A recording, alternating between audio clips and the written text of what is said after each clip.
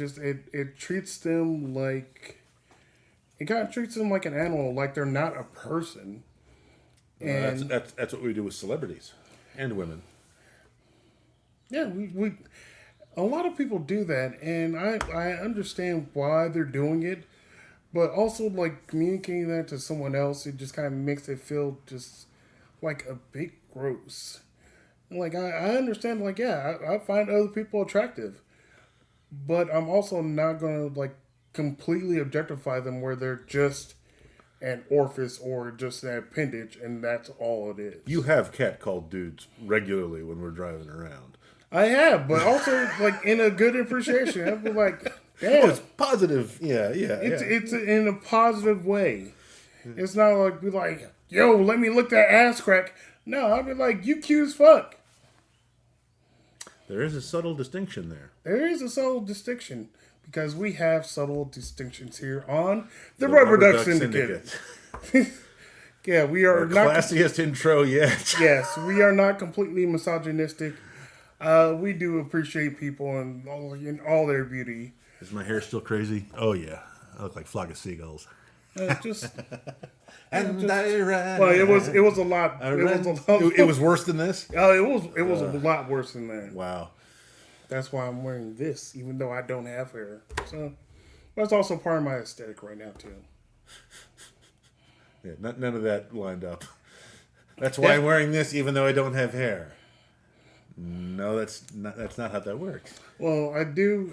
I get the things on the side, so I don't like that. The things, like Yeah, wispy there's things. essentially the horseshoe. So I'll get the horseshoe, and that will come in, but it just comes in fuzzy, and it's not all that appealing. So that's why I always like shave my head. So when I don't do it, I most of the time I don't care, but then I also get self conscious because this is on the internet and it's there forever. All of the shit that we have said on this show, and you're worried about how your head looks. Yes, I am that shallow, sir. Now there've been other times where like I haven't completely stripped my head and it's there, and sometimes I don't care, sometimes I do care. It kind of just really depends on how I feel. Or aren't you required by law to, when you get a haircut, say new hair, don't care? Because every girl I've ever met has posted that somewhere when they get a haircut. New hair, don't care. Sir, are you saying I'm a girl? Yes. I'm fine with that a little bit. Just a little bit, though. Yeah. I mean, there are things we could all aspire to be. Yeah. No, and I guess I'm putting out the secret, black people. I'm sorry. Hang on, let me write this down. No, you can't write it down. It's going to be on the internet, so you just have to remember it, sir. Most of the time, like whenever we get a new haircut, it'd be like new cut. Who this? Which I feel like is an extension of new phone. Who dis or is Essentially, it is because we're kind of saying we're like, hey, we got styled up. Who the fuck is this trying to talk to me? I look fucking good right now. I look so good. How dare you? Yeah, like how fucking dare you approach me while I'm at my best, peasant. Yeah, generally people don't like it when they're referred to as peasants. Well, we all are kind of peasants living in a world of kings and queens and people that have all the wealth. Okay, no, we've done too many episodes on that already. Yeah, we have. Let's do something fun for once. Yeah, let's talk about. I'm just kidding. I still got stuff on my phone. Yeah, I think I only have like one thing on my list, and I can't remember if we talked about it at lunch or not. So I'd have to actually go to the next room to get my phone, which seems like a horrible waste of resources. No, all of an extra 15 feet. Yeah, but then you'd have to entertain the entire internet while I was gone. I have the ability to do that. Okay, go for it. No, okay. Well, Daniel's going to get his phone, which he only has one thing. I have about, I believe, 4 things left here that I can talk about with confidence, and if I feel like it, just go on and on. But with the Rubber Duck Syndicate here, I like the banter. We like going back and forth and talking to each other because we enjoy that. Welcome So, back, Daniel. was he entertaining, folks? Oh, you're going to edit this video, so you're going to find out. I'm gonna make you look so bad. You could try to, but I look cute all the time, sir. Oh, I do have two things on here. Okay. Okay. So the first one was the commercial thing that I wanted to talk about. Yes, please. Yeah, so I feel like we should start doing segments or just having excerpts or just showing like commercials, because there are commercials that no matter how hard you try, and I do try, you can't avoid seeing commercials. Yes. And some of them are downright idiotic. I mean, it's like, someone paid don't know how many hundreds of thousands of dollars to have this, 20-second ad spot put together, and nobody proofread the damn thing, or nobody watched it before it came out, and no one just said like, hey, wait a minute, this doesn't make any sense. And like the example that I was giving was, I think it's an Experian commercial, but I'm not sure. There's a commercial where it starts off with this person completely covered head to toe in it's like heavy pieces of metal or something. Basically, it looks like a blocky robot or something. And starts to move and gradually starts running, and as the person keeps running, parts are falling off of this metal suit enclosure until eventually you see it's just like a normal woman on the inside, and she's running, and the voiceover is talking about how we help you with because knowing your credit score helps you do everything in the world, apparently. Yeah. And so just we can help you do whatever it is. And then the commercial ends with this woman literally jumping off a cliff. And the voiceover does not address that in any way. It's like, okay, so Experian is here to help you commit suicide, leap off a cliff. It's like, yeah, that's pretty on brand, I think. You want to correct your credit score? Commit. I'm sorry. We can't say that. Yes, I do. It's like, now we're going to have to bleep that out. I'm sorry. Yeah, you're going to have to bleep it out. Expedient. We want to help you unalive yourself. Unburden your other people by unaliving yourself. I think that one can fly. The S word can't for some reason. Yeah, because of idiotic algorithms. Yeah, algorithms, and people are like, what's that? Let me look it up. That? Oh, a short-term answer for a long-term problem? Cool. Don't. Yeah, the biggest problem with the algorithms and that particular word is that it means that you can't talk about it. I mean, I'm sure that there are probably mental health podcasts and things like that, like people that have genuine, good results from discussing this and helping people understand things and reaching people. And they have to say, if you or a relative is considering unaliving yourself. Yeah. Because I believe, hopefully, I don't think we can get bleeped out for this. I want to say, is it still called the hotline, or is it called something else now? There was the suicide prevention hotline, which we are definitely going to have to bleep this out because we got in trouble with. We were discussing song lyrics about a song where the music video featured someone doing this. Yeah, Jeremy. And we got yelled at by TikTok's algorithm for that. Yeah, which is really kind of weird. Like, we were discussing, we didn't even talk about the matter of what they were doing. We were just talking about the song itself. Yeah. We didn't talk about actually doing the act. We were the song is about this. And that's the problem that we were just talking about, is that if you completely block the word with your algorithm, you can't talk about the thing. Yeah. So the thing doesn't go away, but there are reasons to talk about things that are triggering words that are we've used that word several times today, and we are in no way advocating for anyone to do that thing. No, because guess what, folks? Clear message. We want you to be here. We enjoy you being here. We know things are tough. We are aware of that. Stay here. Be here. It gets better. Like that whole kind of flowery stuff out there. It does get better. Stay here. What he said. I was going to try and be, glib and have a joke about it, but no, not about this one. No, we like we live in the real world. We know we can joke and talk about a lot of different matters out there that we can't really joke about because, like, guess what? We do want to be here. That is a short-term answer for a long-term problem. Just be here. But sorry, we'll get back into the commercial thing. But also, I thought about something else where, like, with commercials, like, yeah, the one you were talking about where a woman's just breaking out of armor to, I guess, for your credit score. Yeah, and be free Yeah. by literally jumping off of a cliff. Like jumping off of a cliff. But you mentioned, like, yeah, they spend thousands, if not millions of dollars on commercials, and most of the time it doesn't really have an impact. Because I can ask you a question. From the last Super Bowl that was in February, what commercial do you remember from that? I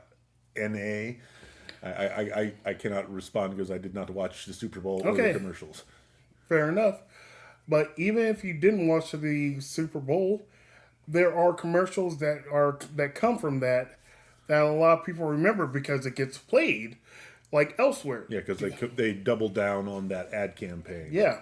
So do you remember any commercials that came out in the last, well, I guess that'd be 4 months? The last, okay, yeah.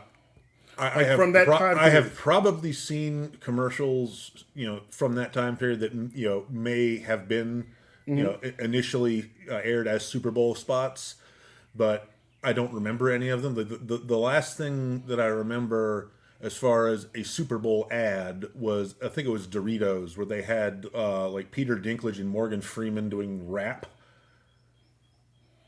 Yeah, there were bizarre spots. It was Peter Dinklage and I think Morgan Freeman, and maybe there was one other celebrity that was not who you would expect to be, rapping, and they just had these like really short, like they were walking forward, eating Doritos, and doing like Busta Rhymes-esque rap. And it was surreal enough that I remembered it, but it did not in any way affect what my likelihood of buying Doritos. Okay. That seems like a fever dream. I'm not doubting you that it doesn't exist, but folks, we'll put a link maybe here or somewhere for just in there, like a picture of it, so you can look for this fever dream Peter Dinklage, Morgan Freeman rap Doritos commercial. It was real, I think. Now, if it's not real, then I have to wrestle with what made my brain come up with that. yeah, I'll be interested because I'll watch it for just that link, or you'll probably end up sending it to me.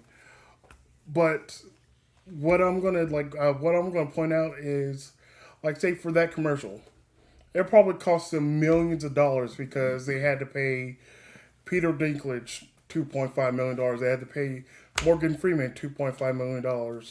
And then they had to pay like the rest of their crew and everyone to do these commercials. So essentially, maybe it cost them $10 million to make that commercial. And that's not even the airtime. Yeah, and then they have to pay for the airtime for that. So it probably cost them, let's just say $15 million. $15 million for a Doritos commercial that no one remembers. Well, aside from you and maybe a few thousand other people out there that remembers it. But it's not something that people are going to remember for decades. Now, I'm going to do something. I'm going to do it to you. You're going to remember calm down. You're going to know what it is. And hopefully our audience are going to know exactly what it is. Once I do it, and it's from more than 20 years ago, and everyone's going to instantly know what it's going to be once I do it. Okay, you ready? What's that? You know exactly what it is, and the people out there know exactly what it is. Because guess what? That commercial was clever as fuck. It had no one that was like, gets of note at that time. I would argue it was not clever, but it somehow hit that magic early viral bit. Yes. Now, if you don't know, this was I believe it was for Budweiser. Yeah. It was for Budweiser. It was a group of friends talking on the phones, and that's what their greeting was. I did watch like a little like I guess documentary or like video of them talking about. It was just four friends, and that was their greeting with each other, and just brought it to light for the commercial, and everyone was doing that for at least 10 years. Yeah, it's even in one of the scary movie bits. Also in like Scrubs, I believe too. Probably. Yeah, it was duplicated a lot. And then, if I remember correctly, at least some of those guys, the ones that were in the commercial, some of them went on to. I think they actually were in the military at some point, and they re-recorded their own commercial, but in a starkly different context where they were, highlighting how absurd the war for oil was. And, yeah, so it was. We'll have to find a link for that too, because it was definitely unusual, and I believe it was the same guys. Because if it's not the same guys, then it's just another copycat commercial trying to draw attention to something. But if it was the same guys, it's somehow more relevant to at least this conversation. It could be, but like I said, it was just four guys. They were not celebrities at the time. They were just four guys that were friends. They came up with. I'm going to say clever commercial. I know you're not going to say it is, but it's clever, not so much. But it is definitely memorable, and they hit on something that had never been done. I would go with that. Yeah. Like it's memorable. Yeah. So these four guys came up with a commercial that is memorable for decades now. The Doritos rap one, I can look it up and I probably can listen to it and remember it for like a week, and then that'll be it. And then it's gone forever. So now that $15 million that they spent on, it's commercial that probably netted them. It's Doritos, so they're always going to make money. Yeah. Well, but that's the thing. With your commercial, it was a Budweiser commercial. I still don't drink Budweiser or Bud Light or whatever it was. Yeah. I mean, there are certain brands that are already ubiquitous. They're humongous, like Budweiser, Coca-Cola, McDonald's. I mean, they don't need to advertise because they're already everywhere. Yeah. But they still advertise because I'm assuming somebody ran some numbers somewhere that said if they don't, they lose money. Oh yeah, because they need to put so much money into advertising and things like that. But there's one. I'm thinking like one particular fast food place that I don't see many advertisers for, but that maybe that's just me. What? Freckle bitches.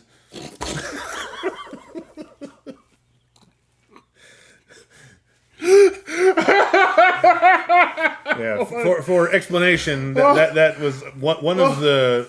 I think it might have been a Grand Theft Auto game. One of those early kind of like role playing the bad guy video games was set in a city where they had certain fast food franchises that were not officially licensed. So the one that was obviously supposed to be Wendy's was just called Freckle Bitches, which for some reason is funnier than any other two words I can ever put together. It really is, because as soon as you say Freckle Bitches, we instantly line up the other place that it associates with.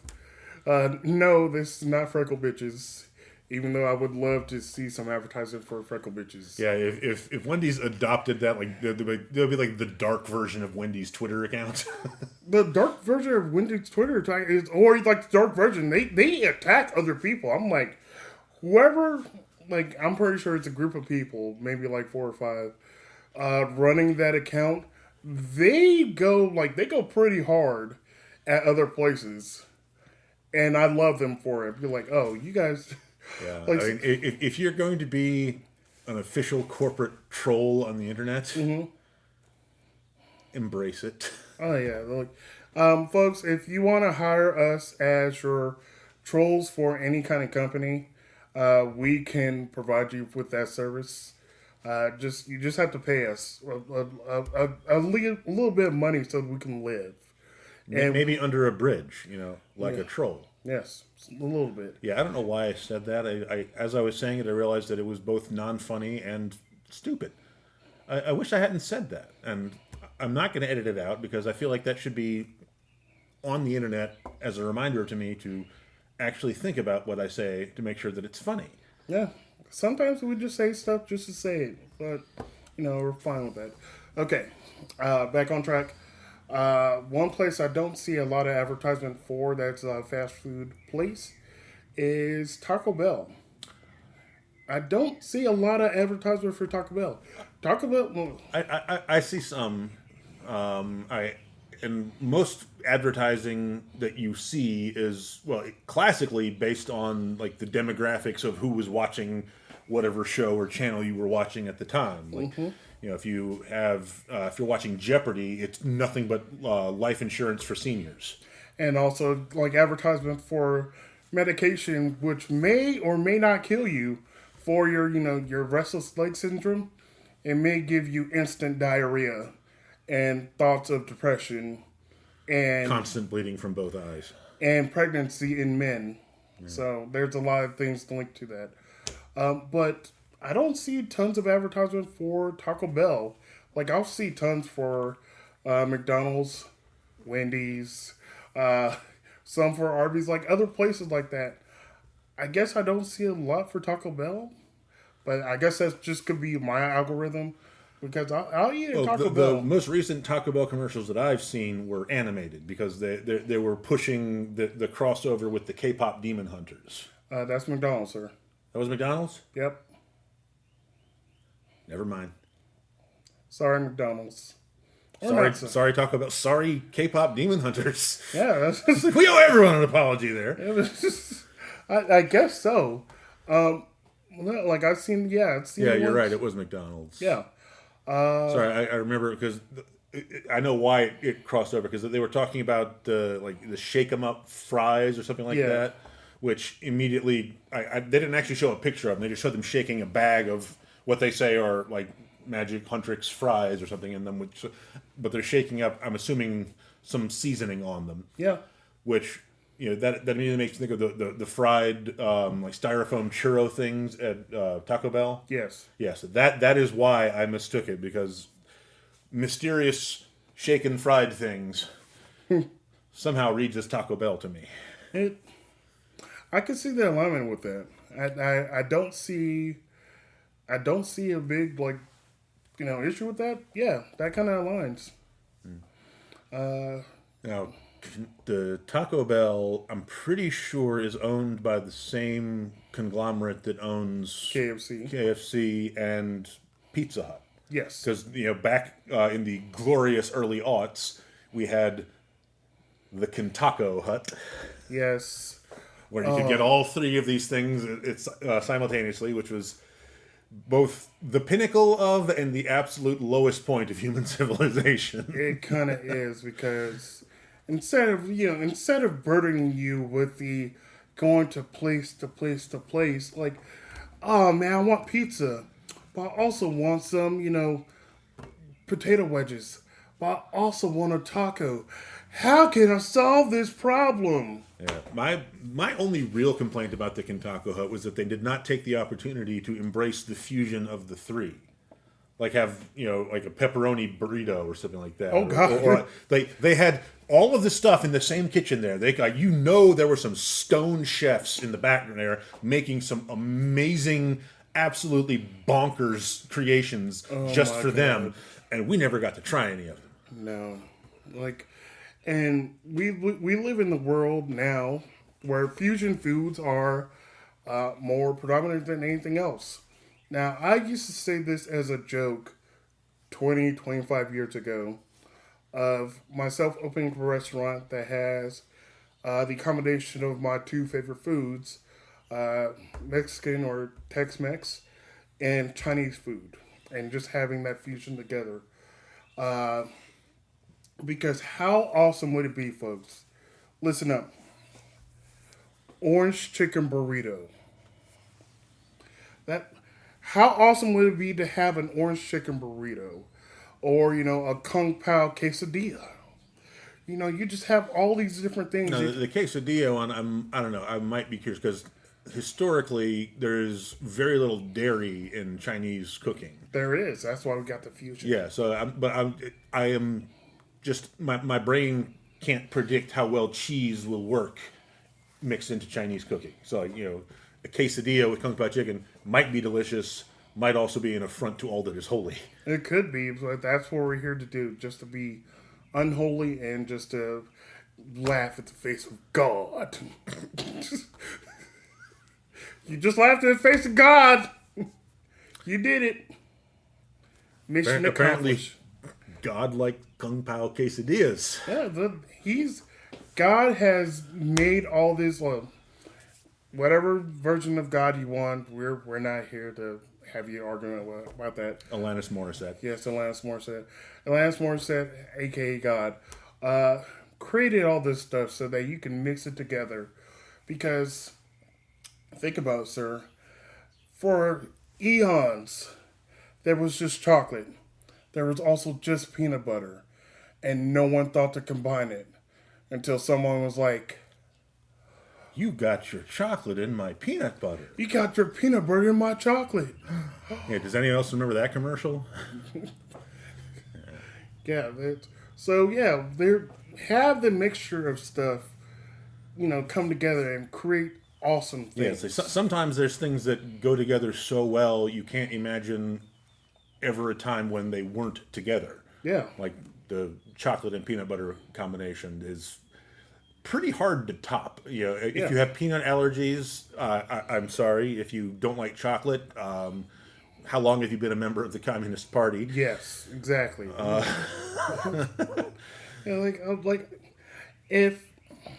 If you're allergic to chocolate, hey, I understand that. If you don't like chocolate, okay, I understand that too. You're like, I prefer vanilla over chocolate. Cool. Or if you just say like I straight hate chocolate, you are a monster. You're some type of monster. Like I hate chocolate. Isn't that interesting, fellow humans? It could be. I don't know. There has to be people out there that just have whatever like biological palate that just is configured absolutely against chocolate. Or maybe a lot of people, I think it's a texture thing because of the way the chocolate melts and the cocoa It butter could be. and all that. Well, it also could be the versions of chocolates that they had. So the I guess the chocolate that we have typically here. American chocolate is... Well, you know what? I can't speak a lot on it because we got a chocolatier here. A former and possibly once again chocolatier. Yes. We'll see, folks. Stick around the channel. You might get chocolate. You already got chocolate. Yes. Yes, but... I can melt in your... Yeah, there's not a joke I can make that is not going to somehow make this conversation worse, and we need to pull out of this dive right now. You want me to pull out? Okay, we'll get back on. So topic. American chocolate, Yeah, I was going to my say. compatriot notwithstanding, is generally like the big brands like Nestle and Hershey's. Their chocolate has a lot more fillers, and part of the production process ends up. And this I am summarizing based on a bunch of different things that I have read.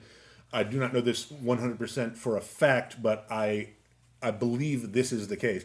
So there's something about the production process of the big American chocolates that ends up creating compounds that eventually will develop into butyric acid, I think, which is, it is a thing that is present in lots of food. Yeah. But it is that is the flavor that if you were to take someone who's grown up eating like European chocolate and give them Hershey's, they will like say like, instantly gag. well, they might not gag, but like that is the flavor that is instantly making them say, "Is this real chocolate?" Or like, that is how that is what sets American chocolate apart from European chocolate to people that are used to eating European chocolate. People that are used to eating American chocolate, it just means that European chocolate tastes even more richer or intense as chocolate because we have whatever chocolate and there have been different amounts of or percentages of chocolate in the chocolate, or actual cocoa solids and cocoa butter in the chocolate, and sometimes you can't even call it chocolate anymore. If you look carefully at some labels, it's chocolate product or chocolate flavored. So you got to keep an eye for that, especially like chocolate flavored candy. Yeah, and especially recently, just in the last few months, one of the scions of the Reese's peanut butter empire he was talking about that. He tasted it recently. He's like, "What the hell is this?" Yeah. So Reese's cups were they changed the formula because thanks to things like idiotic wars around the world interrupting supply and chain bullshit and like that. tariffs and a variety of factors ranging from And greed. yeah, mostly greed, but Mostly there are other things that affect it. We were having a hard time getting good prices on chocolate in this country and probably everywhere in the world.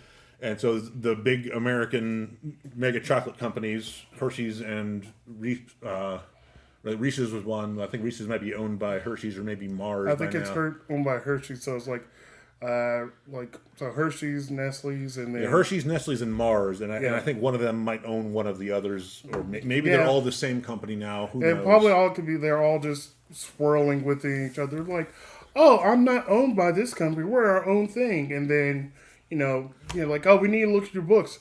Talk to the big guy up there. We're owned by them, but we're separate, so we can't be. It was like, okay, whatever. Continue Regardless, on, so- they switched over some ingredients and created, or so technically, you would not legally be allowed to call what they were dipping the peanut butter centers in as chocolate. It was compound coating or a chocolate-like coating.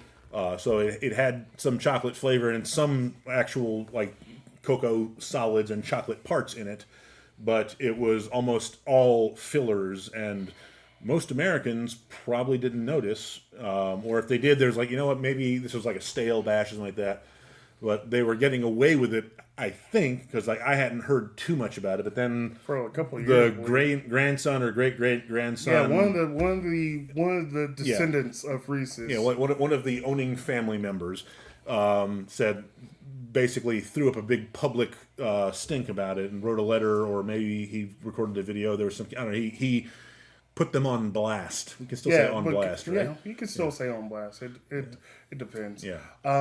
But yeah, he brought up a fair point because he tested it and he was like, "This isn't right. This is not the formula that like I'm used to." And like, yes, it changed over time of like what it was like when it started, decades ago till now. Like, yeah, it's changed, but now I got to a point where it's like this isn't even chocolate anymore. But he probably brought it more to the fact that other people are talking about it, where because like when's the last time you made a s'more? In the backyard, probably during COVID. Okay, so at least 6 years. So did the chocolate that you used then melt well, or did it take a while for it to melt? It was, if I had done it, it was probably just regular Hershey's chocolate, so it would have kind of, drooped around it. But I wouldn't really notice that because for me, it's all about the marshmallow. Yeah. So yeah, it's really about like how you toast the marshmallow and things. But what I was trying to bring up was a lot of people have been, getting chocolate recently and trying to melt it, and it just doesn't melt. Like it'll just get like it'll go from like a bar that is just kind of like this, and then it just kind of goes. It doesn't completely melt. It just kind of gets floppy, and that's it. They're like, why isn't this chocolate melting? There is something wrong with this. Yeah, it's because whatever they are using in place of the cocoa butter, it has a different melting point, different properties, and sometimes you can mix different things like that together. You mix cocoa butter and other types of fat together, and you get a eutectic effect, which is where you get something that has a completely different melting point from either of the first ones. Ooh. So that's how you get things like the candies that have like the melt away centers. Oh, okay. Yeah, so that's basically a trick. Oh, when with they say like combining the different gooey, fat. they were like, oh, the gooey center. Well, depends on what type of gooey center it is. If it's like a chocolate center that melts away, then that's probably because they were combining different fats to make something that has a lower melting point than either of them originally. But then with sugar, it's actually really cool. They use enzymes. There's an enzyme called invertase. So you can add this to sugar, and then you can dip things in it, and it has a hard shell.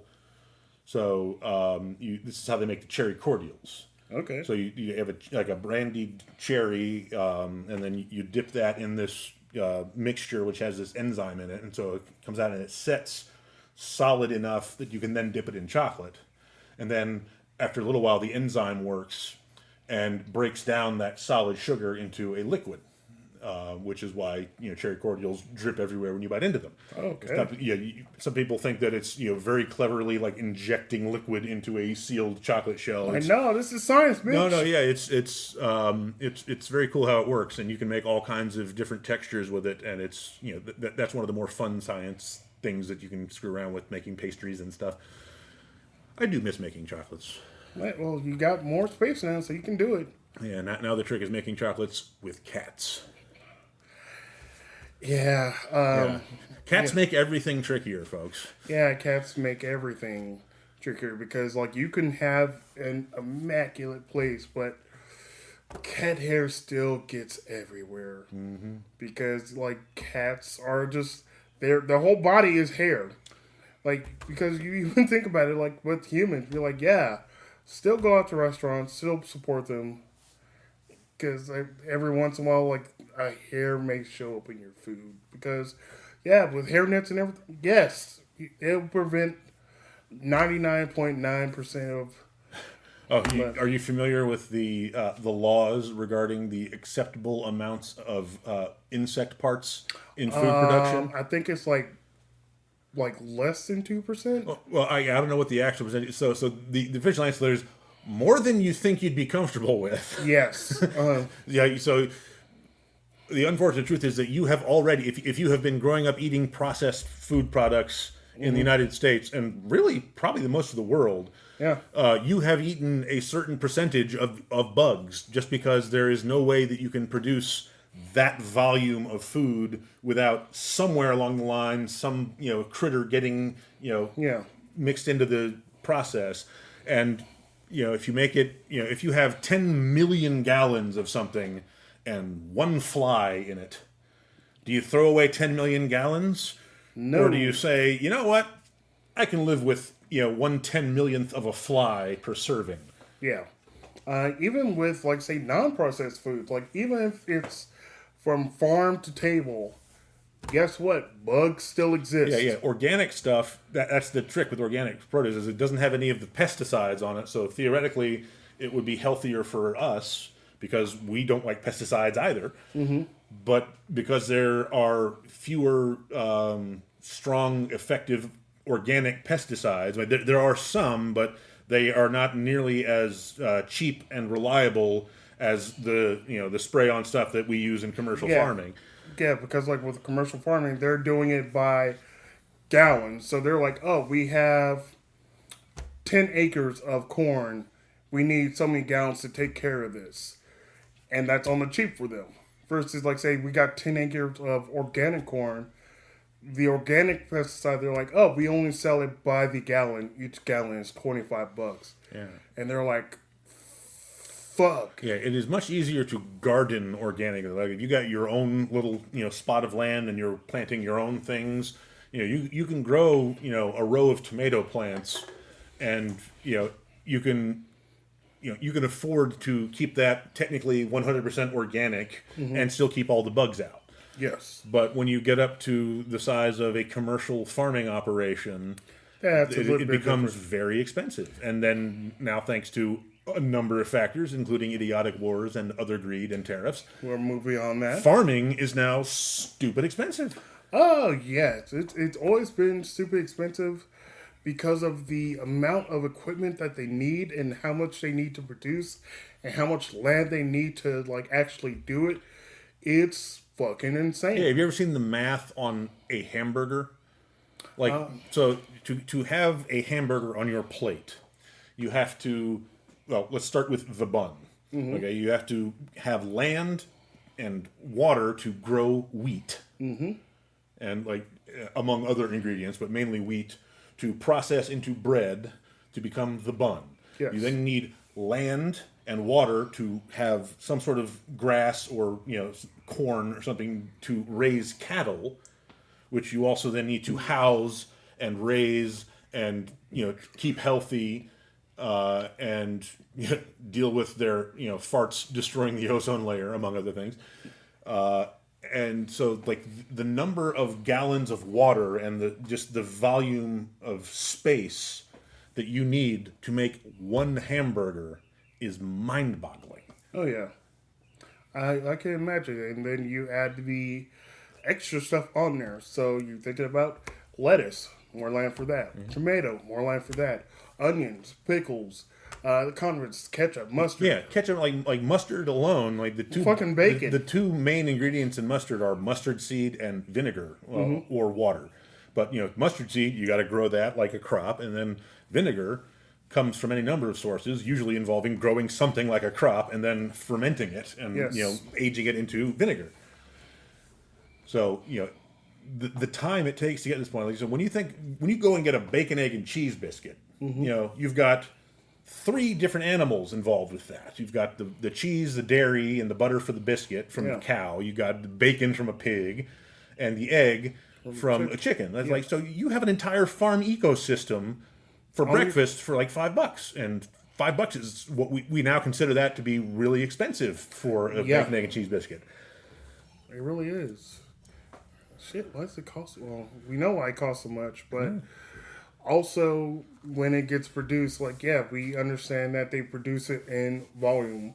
So they were like, oh, we're going to sell you these thousands of pounds of ground beef for, I'm not even sure.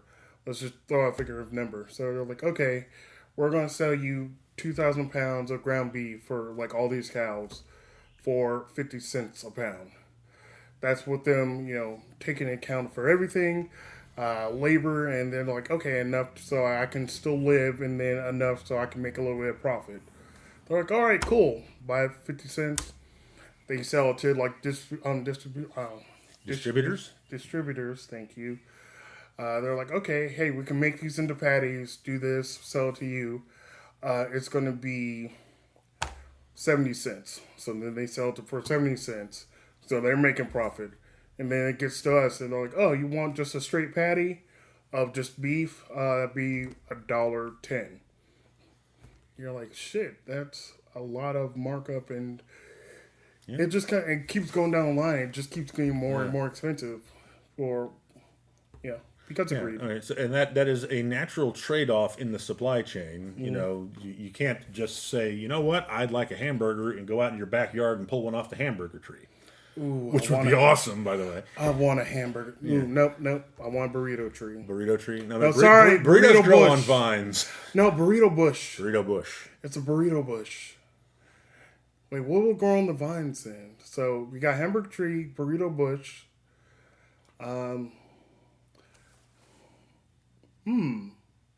Pizza vine. Pizza vine. Makes sense. Okay, can you imagine the pizza just blooming like a flower? It could, and if you let it get full bloom, it's a full pizza. But if you do it too early, it's just like a slice or two. Yeah, and if you just prick off the premature buds, it's breadsticks. Scientist, we need you on this now. You have your orders. You have your orders. We need a pizza vine, burrito bush, hamburger tree. Solves all the world's problems. Yeah? A majority of world's problems. But it's still cool. And the problems that are still around would be faced by people that have access to pizza vines. Yes. So, we'd be better off dealing with problems because we would have pizza vines.